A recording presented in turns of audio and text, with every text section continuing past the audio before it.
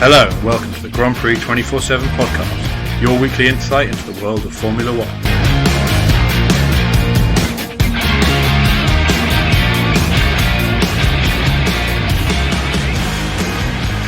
Hello and welcome back to the Grand Prix 24/7 podcast.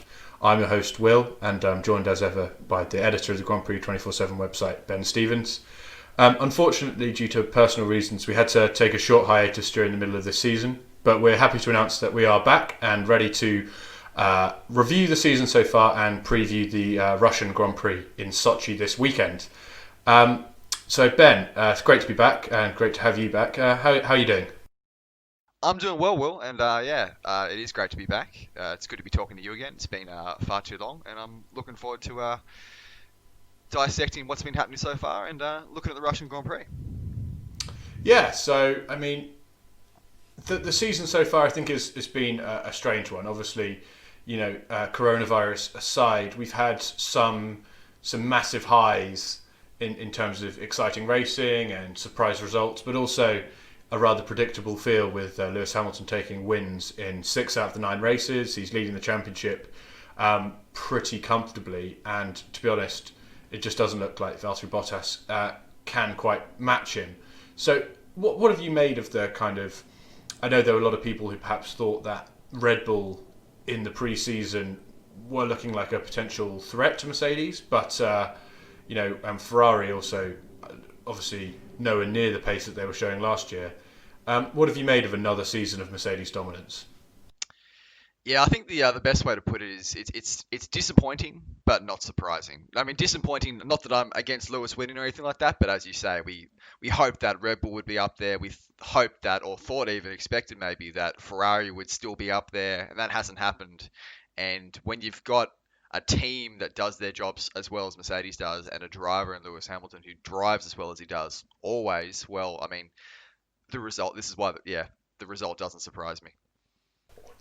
I guess the thing about it partly as well is that Lewis Hamilton is such a good driver and Mercedes is such a good car that you don't need to make it easy for them by, not really offering it any challenge up. That's the thing. I think what we want to do is see that car push to its absolute limit, see Hamilton push to his limit. And Bottas has shown that he's probably not capable of doing that. I think Max Verstappen is capable of doing that, but we're just not getting to see it on a regular enough basis. That comes down to maybe Red Bull not nailing their design, to Honda not being on the same level as Mercedes, and obviously Ferrari just making a massive mess of things in general. But negatives aside, there have been some really interesting aspects to the season. I think the development of Renault and McLaren as last season they were at the front of the midfield, but now they're kind of almost challenging Red Bull on genuine pace. So at times they look like the second fastest car. Renault certainly did in Spa and potentially in Mugello. So I think that the midfield and the development of those teams, obviously Racing Point with their dubious car design, Ferrari, as bad as they've been in the last few races, obviously have picked up a couple of podiums this season. I think this midfield battle has been absolutely fascinating, and even certain circuits you can throw Pierre Gasly and AlphaTauri into that mix. So, are you kind of in agreement that it's really been this season? The real story has been about the midfield. Oh, I think that's no question, and we even saw that from race 1, with Lando Norris getting on the podium. But ever since then, it's been there's because of what's been going on at the front, with sort of that gap behind Hamilton as well. That's made it even more interesting, where there have been chances for them to get on the podium, and as we saw in Italy, win a race. And yeah, it's very close. There's a handful of contenders, and some of those guys are very, very good drivers. And yeah, it's all sort of coming together. It's a shame it's not for wins, and maybe in 2022 when everything changes, these same drivers in these same cars will be contending for wins regularly. But yeah, as far as just providing entertainment for most races, the midfield is definitely the place to be. And while it might not be enough to sort of, change perceptions when looking back in the history books. You're still going to see Mercedes dominating in real time. As it's happening, it's made it a fun season to follow. Yeah, and you look at it, you know, in totality, and you've had 9 different drivers on the podium. You've had Daniel Ricciardo picking up 3 fourth place finishes. You've seen Pierre Gasly win a race. You've seen Nico Hulkenberg, come in, with absolutely no testing and finish 7th.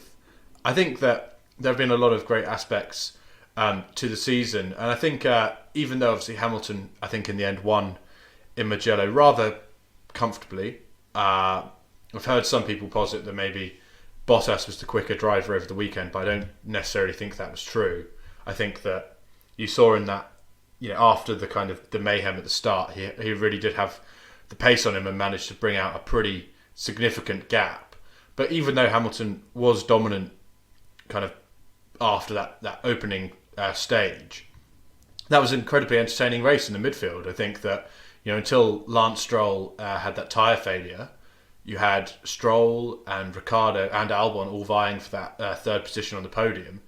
And I thought that was another really entertaining race, even kind of mayhem aside. Yeah, absolutely. Just that, as you say, that battle for the last place was very interesting, and I mean, as much as you don't want to sort of harp on it because it's a constant story, but the way sort of Bottas dropped the ball, after doing so well at the start, was very interesting as well. There was definitely a lot to go on in that particular race, even though the end result was something more or less Mercedes 1-2 that we've come to expect. Yeah, and the thing I don't want to be critical of Mercedes as some people have, because they're just doing a really, really good job. I think that we obviously saw last year that I think Hamilton only picked up 4 pole positions. I think maybe Bottas had a similar number. And they were obviously concerned that Ferrari's engine power had caught up, that Red Bull in certain kind of high downforce requiring tracks had an edge, and they just put everything into it over the winter, and they just done a fantastic job. And that's not their fault that other teams haven't been able to keep up. If you actually look back at 17, 18 and 19, there were pretty tight battles, Hamilton versus Vettel obviously in 17 and 18, and then, Leclerc picking up 7 pole positions last season. Last year it was by no means a Mercedes walkover, but the other teams have gone backwards, or at least they haven't gone forwards as quickly as Mercedes have. So this is not just a repeat of the last 3 seasons where it was far more competitive. I think that you can only give Mercedes credit for the fact that they weren't as far clear as potentially they would have liked to be if they, in terms of absolute comfort, and they've just smashed out of the park once again, and the other teams haven't had an answer for them. Yeah, and I think that's you summed it up pretty much perfectly there. Well, that is the story. I mean, it's not Mercedes' fault that they've done a better job than everyone else, and been doing it for such a long time.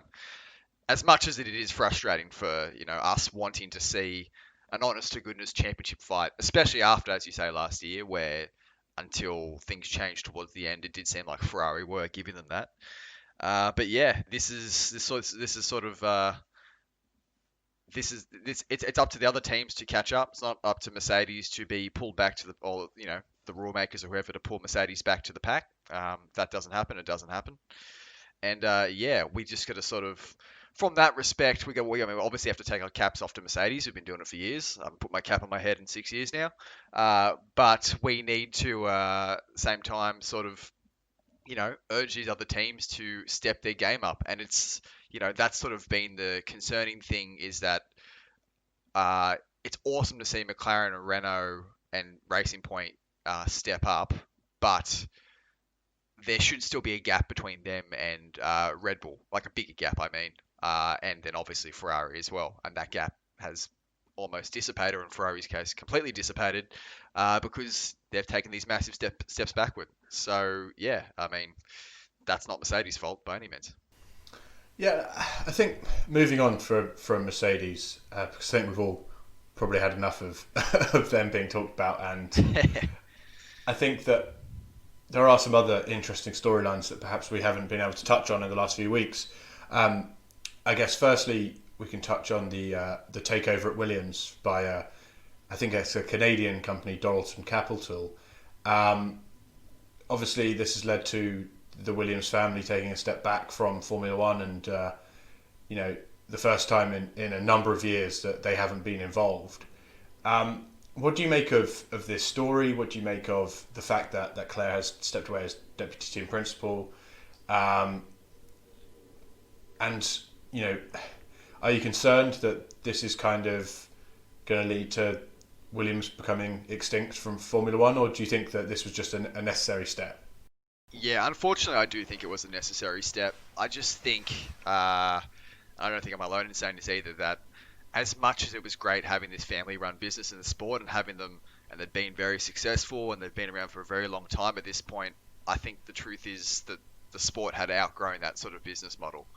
And I think we've seen that particularly in the last few years where they had this success to start the V6 Turbo era, which they just have not been able to capitalize on. And, you know, I don't want to say that's all Claire Williams' fault, or maybe even any of her fault. I don't know. I'm not, you know, not in the factory. I'm not seeing who's doing what. But there's been some mismanagement there, and you combine that with the lack of money they've got compared to the big teams where we would all like them to be, and it just seems like it's right for a change. I don't know anything about Dalton Capital, so I'm not going to say, yep, this is great, this is definitely going to turn everything around, but I think it's at the same time, as I said, it was time for the Williams family to take a step back. So hopefully this is a case of a team turning into another McLaren. That's what we'd all like, and not another Brabham.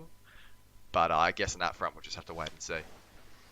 Yeah, I mean, obviously, the Williams brand has a huge amount of kind of resonance with Formula One fans, and I think that a lot of people are attached to that name, and I think that brings Doralton Capital a huge amount of kind of brand recognition and support. So I do think it would be a strange one to want to move away from the name. And you know, looking at the way that Formula One seems to be heading towards a kind of franchise model with the new Concord agreement, I do think it makes sense to kind of keep it as that Williams franchise, as you said with McLaren. You know, that doesn't have anything to do with the family of Bruce McLaren anymore, but they're still very much, and that's part of their history and the heritage behind the brand, and that's what makes it an attractive brand for sponsors and people who want to buy McLaren cars. You know, it's because it's the same brand as Senna, and you know, Hamilton and Prost and Hakkinen.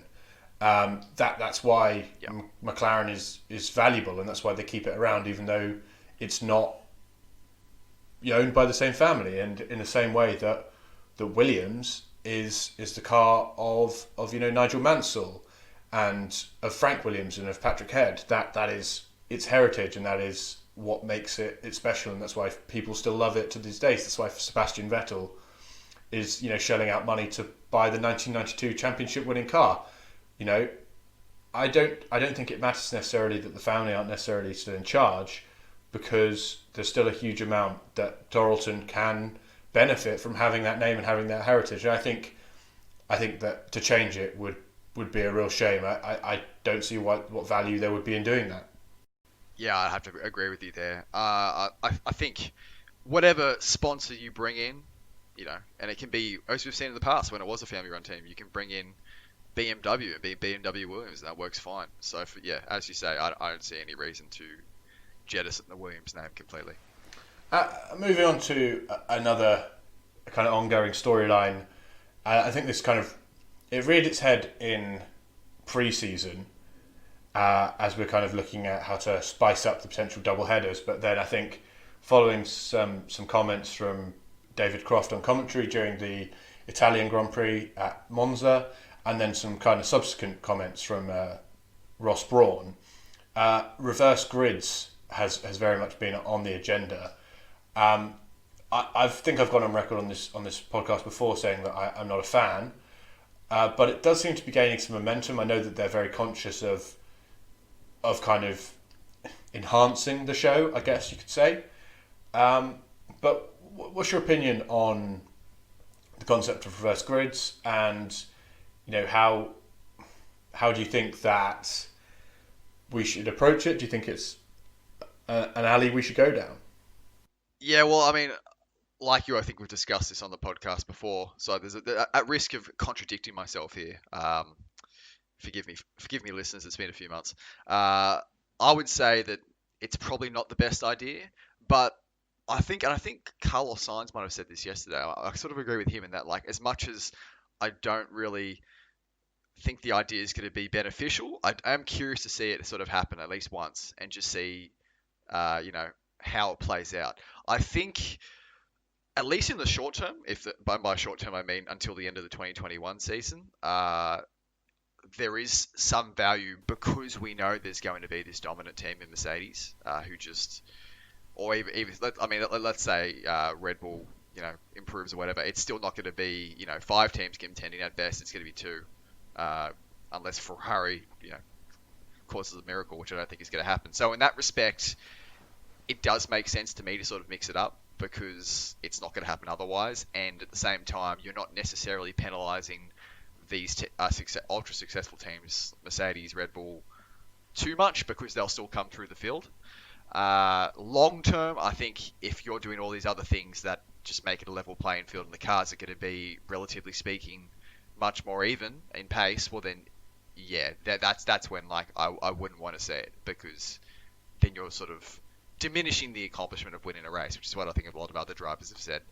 So yeah, that's sort of my stance. I think, as you kind of alluded to there, Will, I think it is looking like we'll see it next year, and that's because the sort of voting on such matters changes, where it only needs a majority approval to pass. So we probably will see it at some point next year. But yeah, past next year, when everything else is supposed to be equal, it doesn't seem to me like we would need that equalising measure. But yeah, I'm curious to see it tried at least once. Yeah, I mean, I'm a huge fan of qualifying and the current qualifying format, and I think qualifying is an important part of Formula One. And so many of the great drivers, their kind of legacy and aura is built off this ability to just pull out this fantastic lap when the chips are down and they really need to. And I just think that it's just a huge loss to Formula One if that goes away. That's the reason I think so many fans fall in love with certain drivers, because of the kind of qualifying is often the only time we really get to see someone push a car to the absolute limit. And if you take away qualifying, you don't get Senna at Monaco, you don't get that Hamilton lap at Singapore. That doesn't happen because otherwise it's just going to be about obviously over the idea of Verstappen cutting through the field from the back of the grid is going to be pretty entertaining, but also there's something just to be said for watching the drivers in great cars at the kind of peak level of performance, absolutely like tearing around the track and at ridiculous speeds, but also with like inch perfect precision.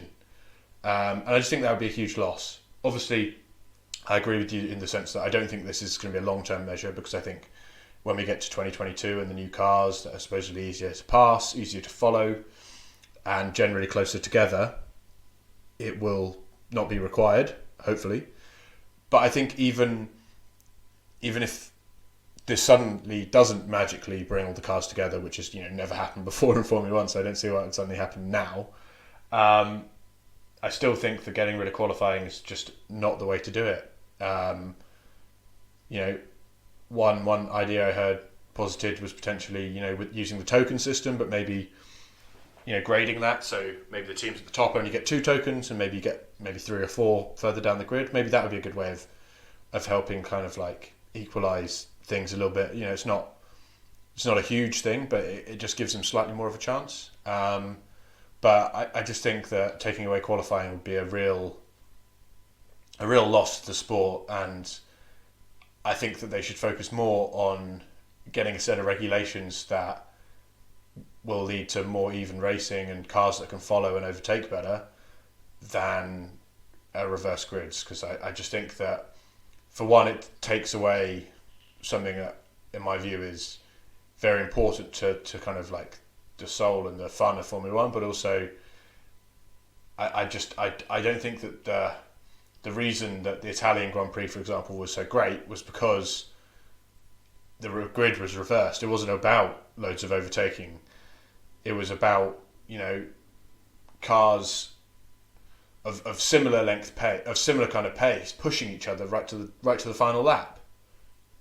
I don't think that a Mercedes breezing past a Williams down the back straight with DRS because it's just like 2 seconds quicker. I don't think that's great racing either. I think what you want to see is cars that are fairly evenly matched, pushing as hard as they can to get past one another, and having these kind of battles over a number of laps. I just don't think that reverse grid racing produces that. I think that the focus needs to be on the cars and not on the sporting regs. But anyway, I think I've spoken about that probably quite long enough. Yeah, good rant there, Will. Shall we move on to looking ahead to the Russian Grand Prix? I say enthusiastically. Yes. I think that this is probably unanimously agreed upon as being one of the worst tracks on the calendar.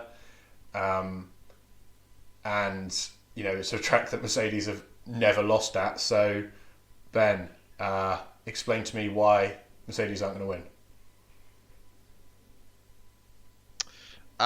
Mercedes aren't going to win because they're actually taking this weekend off. So they're running on Friday just for the fun of it. But after that, they're all going on a bit of a holiday. I think Vlad Putin's invited them over to his holiday home up in the Ural Mountains. So that's why they're not going to win, if that's the explanation you want. But no, realistically, it's going to be one of them two, unless something crazy happens again. And I think the one thing that does make this weekend sort of intriguing, because as you say, I'm 100% in agreement, this track is not very exciting, but historically, and this is sort of, relatively speaking here, this is one of Lewis's weaker tracks. I think he's only won it 3 times, which is for him a travesty. And he has had a few weekends, I think it might have been 2018 if I'm thinking correctly, where he has really struggled. Might have been 2017 actually, sorry. Where he has really struggled. And that wasn't like, anything crazy happening. He just sort of didn't come to grips with the car on this particular track. So maybe we see that again. I'm not reading too much into, just FYI for the listeners, we're recording this between practice 1 and practice 2. So obviously Valtteri Bottas was top and Lewis was second last. I'm not reading too much into that, but there is potential here for Lewis to not even necessarily slip up, but just, he's not going to find his rhythm as much as he does at some other tracks. Having said that, we just saw in Mugello where he was slowest through the first day and a half of the race weekend until all of a sudden come the end of Q2 he wasn't, and then from then on he was pretty much on it. So yeah, it wouldn't surprise me if he goes out and romps home as he normally does, but there is that little bit of intrigue where he could have a few issues. Yeah, I think this is a track that Bottas earned his first win in Formula One on, and I think that generally it seems to suit him fairly well.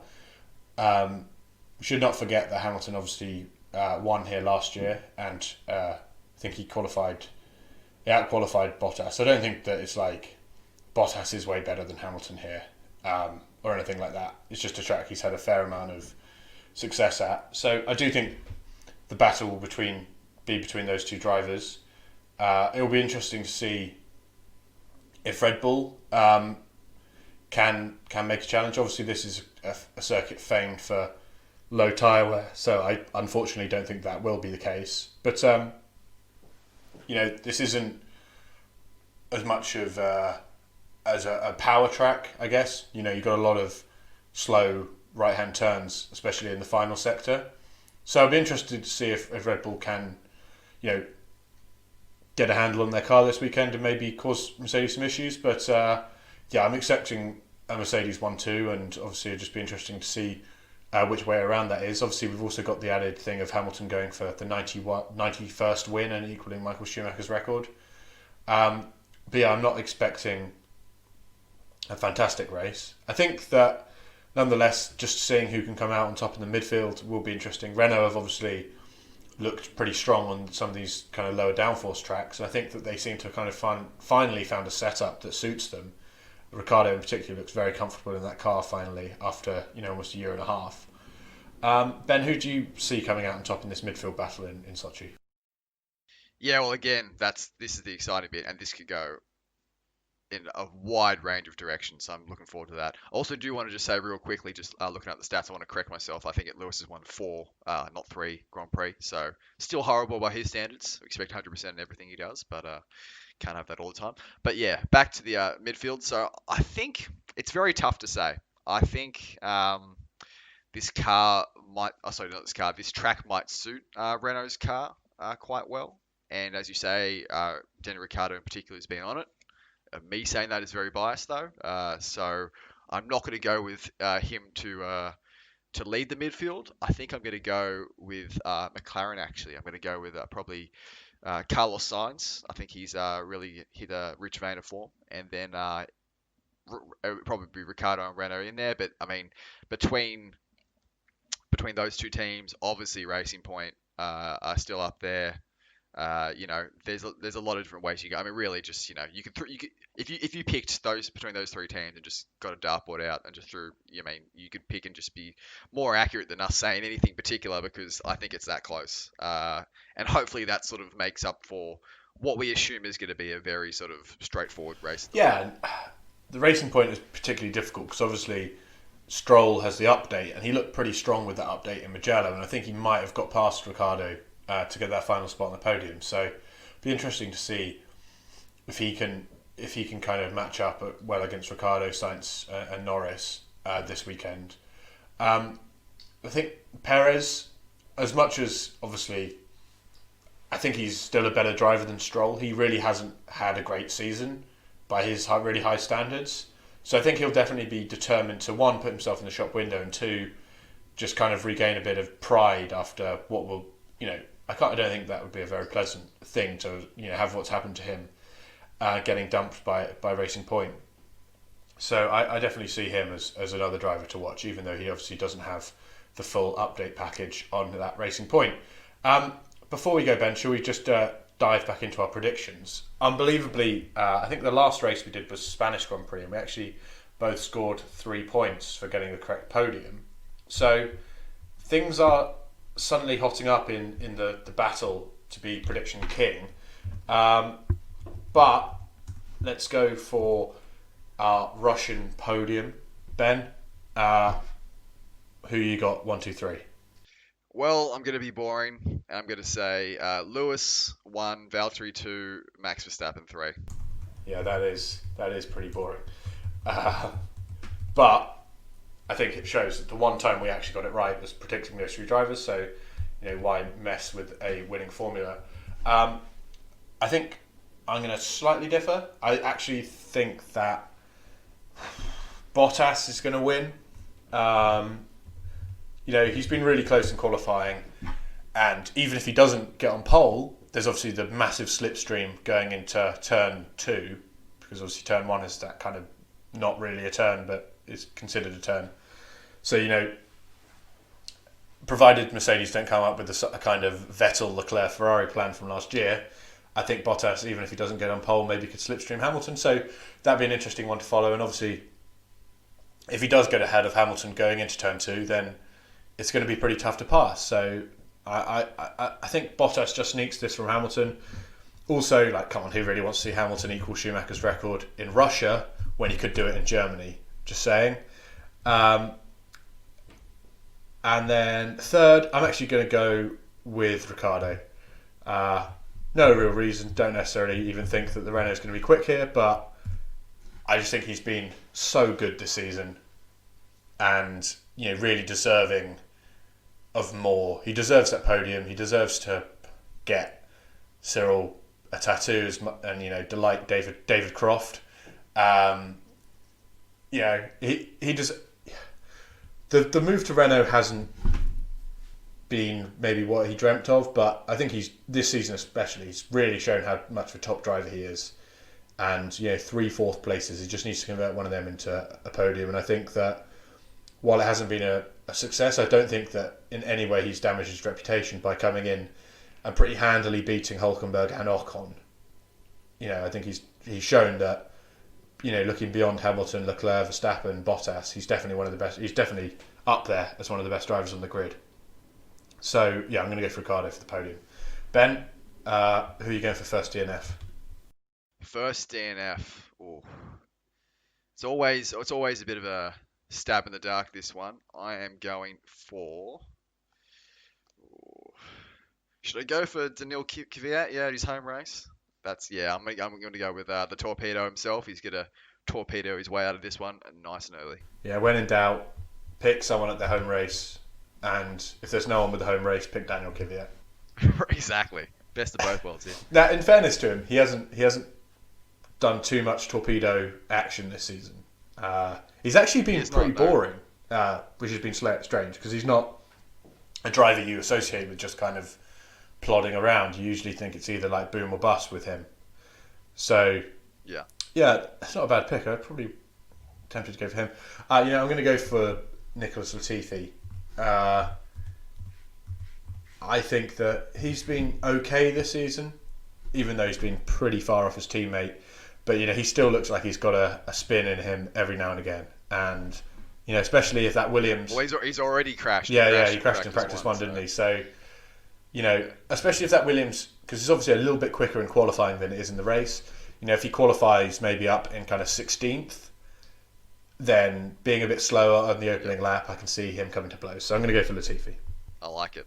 Okay, well, that brings to an end our kind of reintroduction episode. It's great to be back, and I hope our listeners haven't missed us too much, all 3 of them. Ben, great to speak to you, and we will be back for a race review on Monday or Sunday, depending on time zones. It's actually been my birthday, so if I'm a bit worse for wear on Sunday, then we'll have to push it to Monday. But thanks as ever for listening. Please do follow us on Twitter at Grand Prix 247 or visit our website www.grandprix247.com, and we'll be back soon with another edition of the podcast. Bye bye. See ya.